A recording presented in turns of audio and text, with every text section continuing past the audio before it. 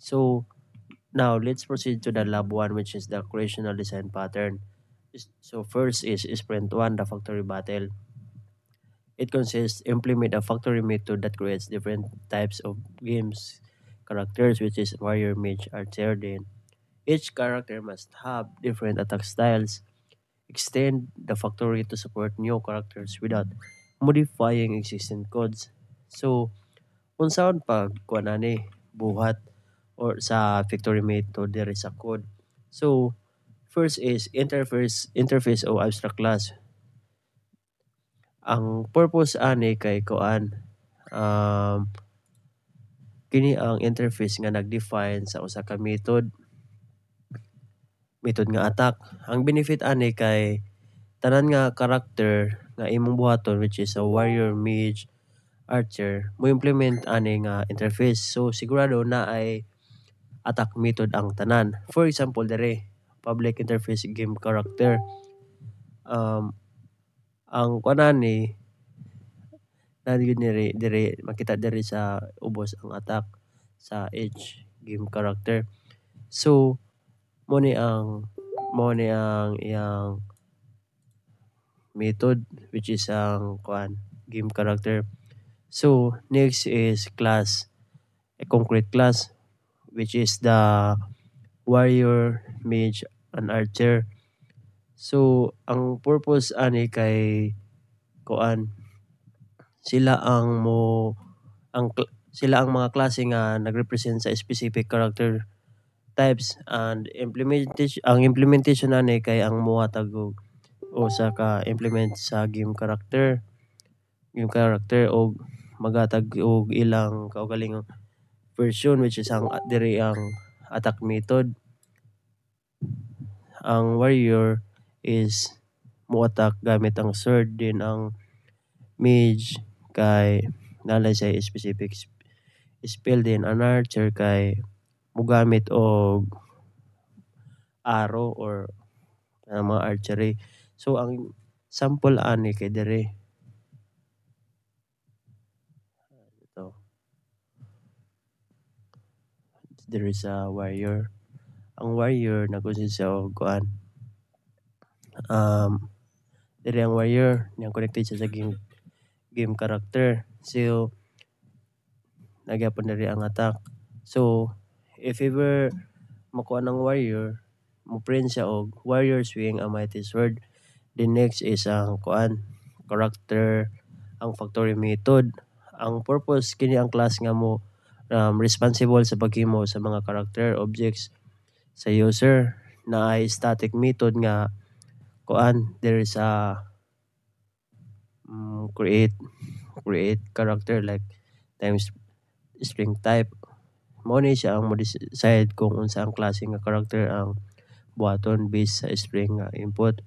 Then kung magdugang ka og bagong character, pwede nimo i-register sa factory, which is ipaagi sa map or registration, dili kinahanglan kuan usbon ang existing nga code.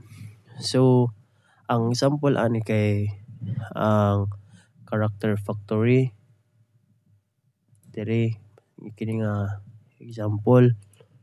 So sa as you can see sa nagamit siya og hash map, then supplier sa character factory. Diri ang kuan makita nimo ang warrior, mage, archer kuan instances. So if ever kuan mali ang dili, if example Jeeves ang imong kuan input, mali ang then ang parang naa sa illegal argument exception, which is the unknown character. So dapat lang ang ang i-input nimo kay kining tulo, which is the warrior, mage, then archer. Mo lang ni ang magkuan ang kinahanglan. And like what I've said earlier nga if ever mali imong mga kuan na type, unknown character type, mo lang ni dapat ang ibutang. So let's proceed sa kuan sa um, Minjaba.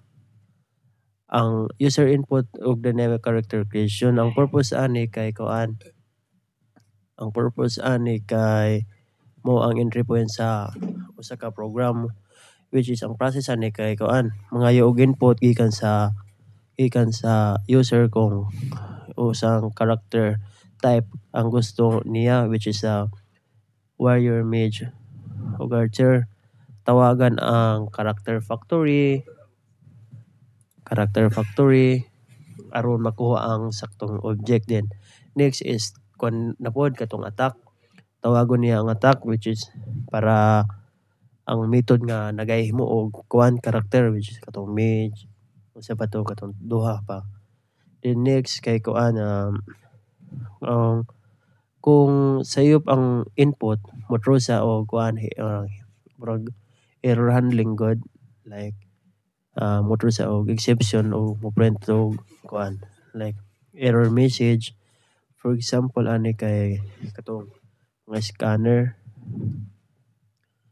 mga mga mo ni mo throw sa og element mga kuan unknown character. Then next is diri ta sa Minjaba na sad. So nganong nindot ang factory method pattern? Nindot ni siya kay sa tungod sa separation of concerns. Ang code ang mag-decide unsang klase nga character ang buhaton. Dapat gibutang sa factory. Dili siya kuan ba na murag kalat gud sa code base. Dapat mao na important ang separation of concerns. Next is kuan is extension. Kung magdugang ka og bagong code ay bagong character, I mean pananglitan assassin, maghimo lang ka og assassin class og i-register sa factory. Dili na nimo usbon ang code. The next is maintainability. Siya like sayon sa i-maintain or i-debug ang code kay klaro ang mga kuan kanang klaro ang responsibility sa kuan matag class. So magkuan ta sa sprint 1 mag summary sa flow. Ang user input mangayo siya og character type, factory call tawagon ang factory aron buhatan og saktong character object. Ang attack tawagon og diri kuan diri tawagan og attack method sa character. Din ang extensible dali ra magdugang-dugang og kuan bagong character types like what I've said earlier. Ang factory method pattern mura siya og kanang pabrika god nga muhatag nimo og saktong product or for example character bisa imong gipangayo. Like kung sa specific nimong ipangayo mangayo ka og kuan butas nya dapat butas lang gyud ihatag, dili na kay maghatag pa og sapatos.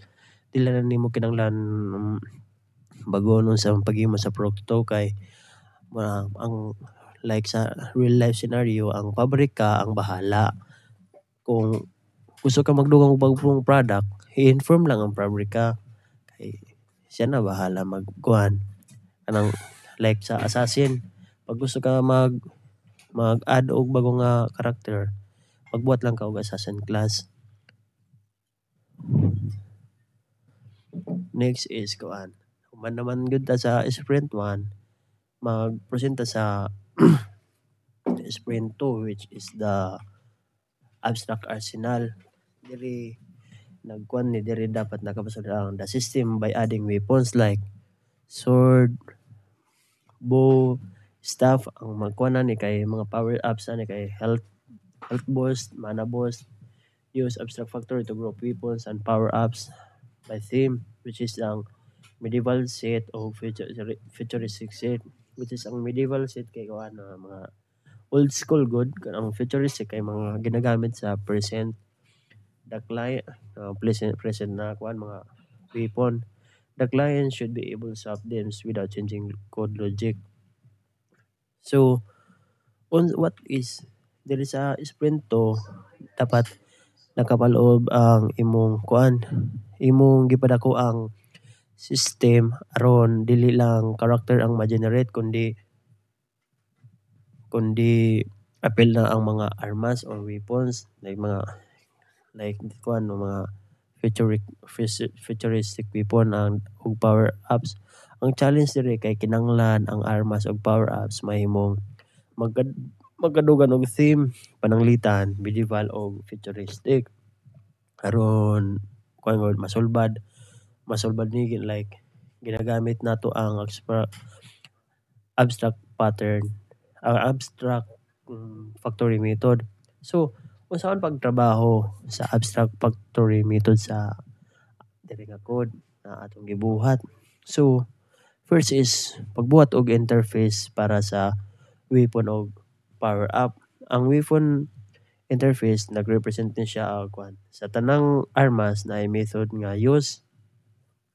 Then ang power up interface kay nagrepresent ni sa tanang klase nga gi-power up aron gi-upgrade god. So naay method ani nga activate. For example, katong public interface weapon dire. Ining public interface weapon nakapaloob dire ang use kay dapat sa weapon interface nagrepresent ni siya sa like tanan klase nga armas naay method nga use kay murag mo ni siya ang mag-call kining use. Then next is ang power up. Ang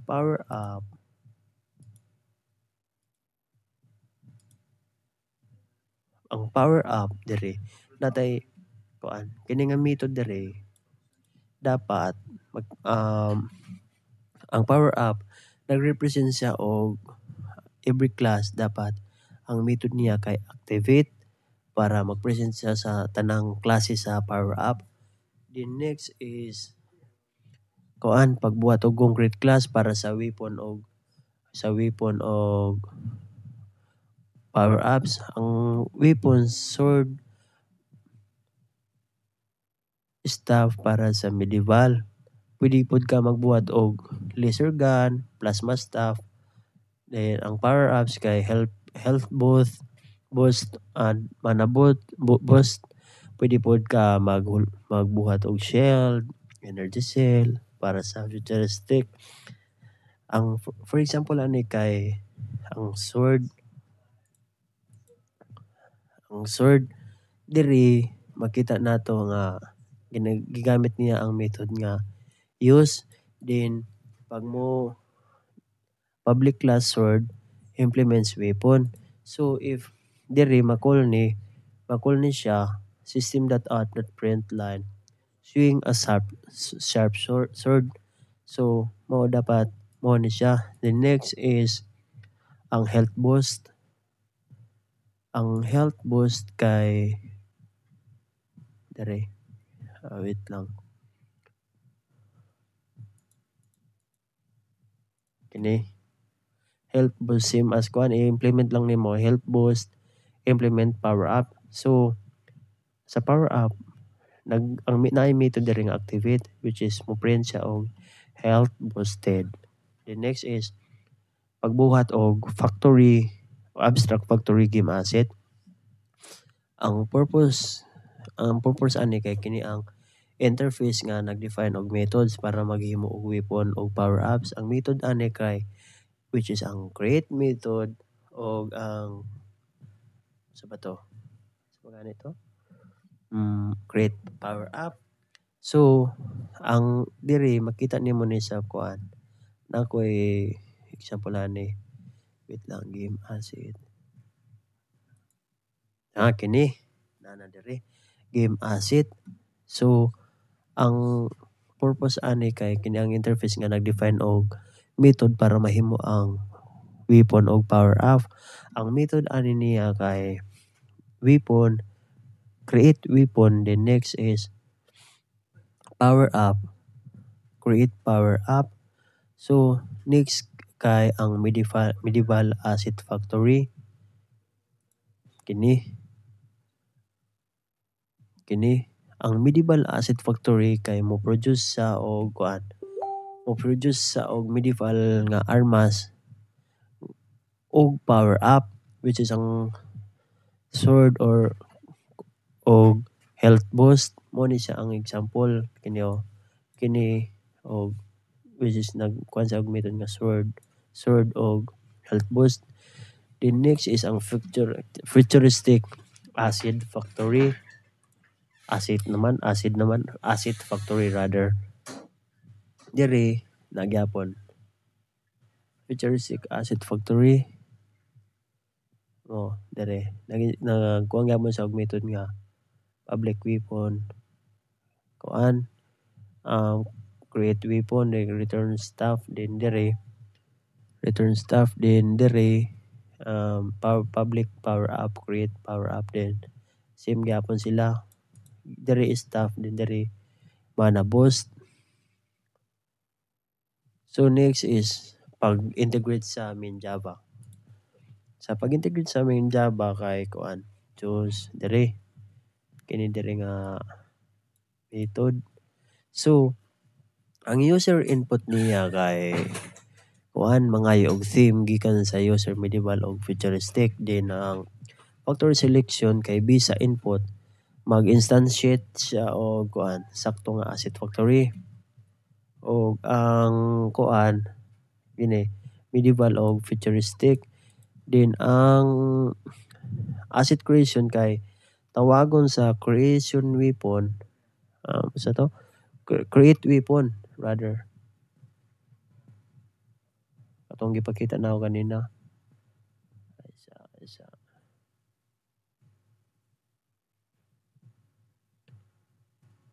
wait lang, choose asset kini siya. Diri makita nimo ang medieval o futuristic, then ang kuan ang use diri nga method kay tawagon ang use og activate diri, use og activate para kuan, para makita ang result. Then next is ngano nindot ang abstract factory pattern. Nindot ni siya kay kuan mag-consist ni og consistency. Sure siya nga ang tanan asset nga imong magamit kay pareho lang og theme, dili mag-mix og ang medieval og futuristic kay kabalo na ka ang medieval old na, ang futuristic mo nang puhon or mo nang ginagamit pa nato kay future naman ta, ang medieval dati pa man kita futuristic na nga armas o power ups. The next is kuan scalability. Kung magdugang ka og bagong theme like example steampunk, maghimo lang ka og bagong factory nga mo implement sa game asset factory, which is kini nga method diri. Then next is maintainability. Dili na mahimo or mausab ang existing nga code kung magdugang ka og bagong theme o asset, dalin siya i-maintain o extend like what I've said earlier. Then next is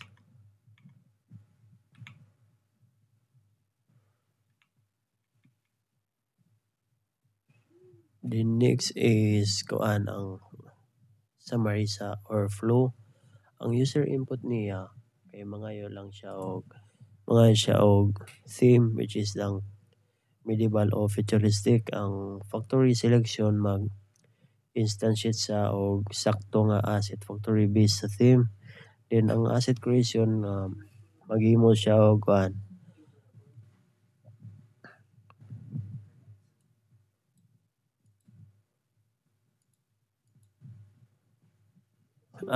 maghimo siya og ang user input is mangayo siya og theme, which is ang medieval og futuristic. Ang factory selection mag-instantiate ra sa og sakto nga asset factory based sa theme. Then ang asset creation maghimo og weapon og power up nga match sa theme. Then ang usage ani kay kuan tawagon ang ubang methods para magamit ang armas o power-up. Ang abstract factory manggod kay mura siya og theme based nga pabrika. Kung unsa ang tema nga imong pilion mao pod nga ang klase or armas o power-up nga imong makuha. For example, kung medieval imong pilion, sword og health boost imong kuan like makuha gyud. Kung futuristic, um, ang makuha nimo kay laser o gun o energy cell.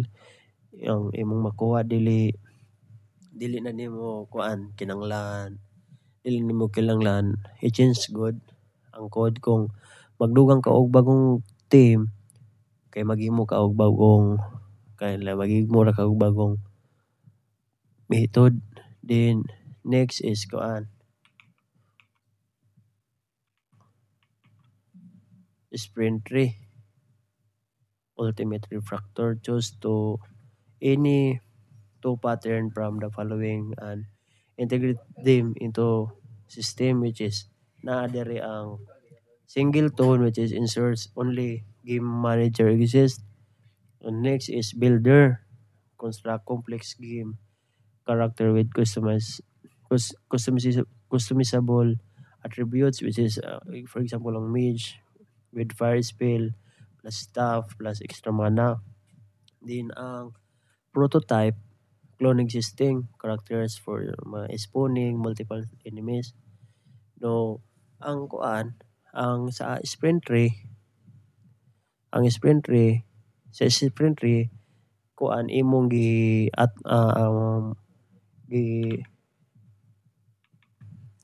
refactor ang system gamit ang duha ka advanced nga recreational pattern, which is ang singleton o builder. Ang singleton para ni sa game management manager for aron kuan usa ka like isa ang instance nga magbuhat sa ila sa game state og laging din sa ang builder para sa pag-construct sa complex nga game character sa like kuan sa mage nga naay custom spell with weapon og extra mana. Kini pa nga pattern naghatag og mas clear or limpyo nga and flexible og scalable nga code base. So ang singleton pattern nagpasabot nga it means nga usa ka instance sa usa ka class ang pwedeng buhaton sa tibok application. For example dire sa class game manager. Makita dire sa method kay kuan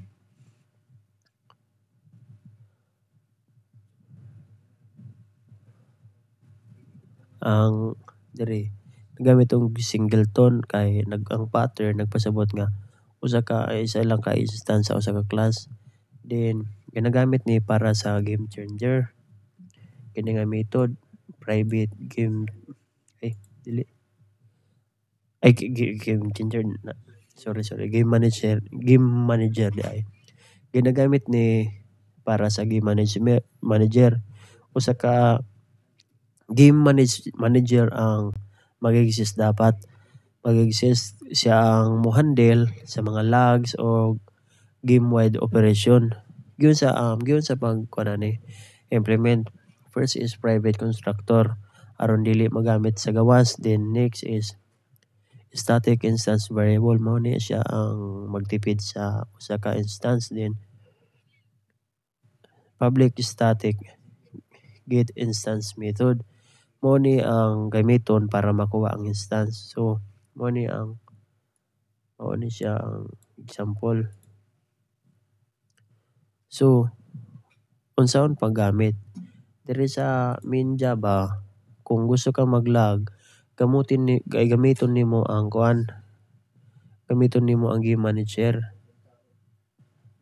management, which is ang spawning character plus type. bisan kuan asa ka pa sa asa pa ka sa imong code usa ra gyud ka key manager ang magamit which is kini nga instance. The next is kuan builder pattern. Page builder. Kini. Kadili. Ang page builder pattern kay kuan.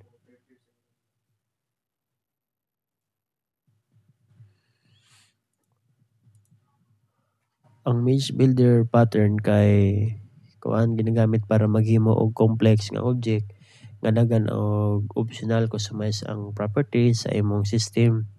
Ginagamit ni siya para maghimo og image nga pwede nimo i-customize ang spell. Pwede nimo like i-customize ang spell, weapon og extra mana. So giyon sa ni pag-implement. Isa hanapon na ang example. Class page builder.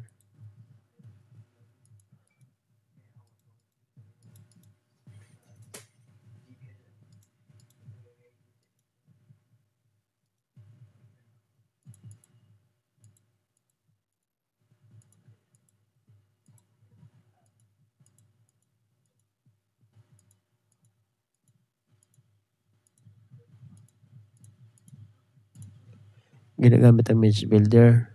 Ang image builder class ang builder class kay image builder.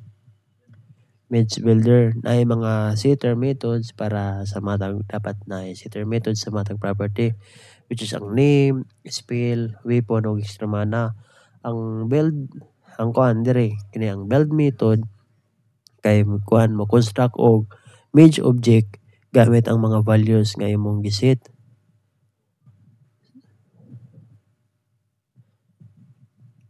So mao to siya ang kuan for example. Okay.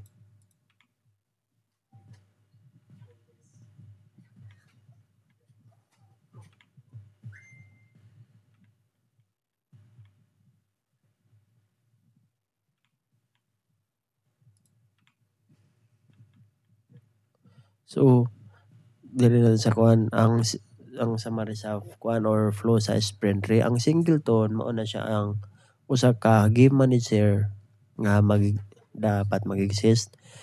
Siya ang mo-handle og kuan mga game wide nga mga operation. Then ang builder kung mag-mage ang gipili mogamit og mage builder para sa maghimo og mage nga naay custom nga spell, weapon og extra mana. Ang integration diri sa kuan main Java, makita nimo nga nagamit siya og singleton. Ginagamit siya og singleton para sa logging og ang builder para sa mag-construct og sa custom mage. Diri custom mage kini nga method. Ngano kuan? Ang kuan singleton ay ang nganong kuan ni nindot nga pattern kay ang singleton naga-assure siya nga ang usa ka instance mag-control sa game, state og logging. Dili kaaraw or dili maglibog ang kuan ni sa ka-system kog daghan na kayo ang tawag sa game manager. Ang builder diri nakanindot ani niya kay dali ra maghimo og complex object nga daghan og optional properties. Dili na kinahanglan maghimo og daghang overloaded nga constructor. Sa kuan ba sa marinato ang singleton diri sa kuan sprint tree kay mura siya og usa ka bossing sa imong game. Siya ang kuan siya ang mag-handle sa logs o mga important nga commands. Then ang builder mura siya og customizer. Pwede nimo i-assemble ang imong karakter bisa imong gusto. like sa order og budget burger, ikaw ang mopalit sa toppings. Ang imong game asset generator system kay nagsugod og sprint 1, like paggamit sa ang sprint 1 pero ang isa marira nako paggamit sa factory method pattern aron maghimo og lain-lain nga klaseng game character sa warrior, mage, archer, and factory method. Din ang kato sa isa maripod nako ang sprint 2. Ang sprint 2 like nagpadako ang system gamit ang abstract factory pattern aron like maghimo siya og theme asset sets like mga armas o power ups nga like isa ra sila og isa ra sila og pagka-call sa ilang method. Ang ani katong for example sa dito diri sa sprint 2 kay dito makita ang medieval og futuristic. Ang abstract factory parang ra ni siya parang kisa marira nako ang from sprint 1 o sprint 2. Ang abstract factory like sa sprint 2 siya consistent og sakto ang mga assets nga mogawas based mga gipili nga theme ug dali ra pod magdugang og bago nga theme like if ever kato for example kato nagbuhat ko ganina if ever mag-add ka og assassin magbuhat ra ka og class nga assassin parang dali ra gud. Then diri sa sprint 3 ako atong gi-refactor ang system gamit ang singleton which is ang singleton siya usa siya ka instance nga mag-control sa game of state na laging og dili maglibog ang ang isa ka system parang para dili ka gud parang ang method naka OOP. Then ang singleton pattern para sa game manager. Then para usa ra ka instance sa maggunit sa game state og login. Ug ang builder pattern para sa pag-construct sa complex o customizable nga game characters tungod ani ang system nato mas limpyo, flexible ang atong code o ready siya para sa mga if natay mga upgrades features nga ay tay gustong mga idugang nga theme. So mo to siya ang short summary nako ang from sprint 1 hantod sa sprint 3 like sa sprint 1 kay siya og game changer din sa factory method pattern din sa sprint 2 kay gipadako ang system aron dili lang character ang ma-generate din sa diri sa sprint 2 diri ang abstract factory pattern. Din sa sprint 3 gi-refactor ang system ang duha ka advance nga creational pattern which is ang singleton para sa game manager, ang builder para sa pag-construct sa complex nga game characters. For example, ang mage na ay custom spell, weapon o extra mana which is mana boost. And then mora to ang akong explanation sa aning laboratory which is laboratory 1 creational pattern design pattern So that's all. Thank you.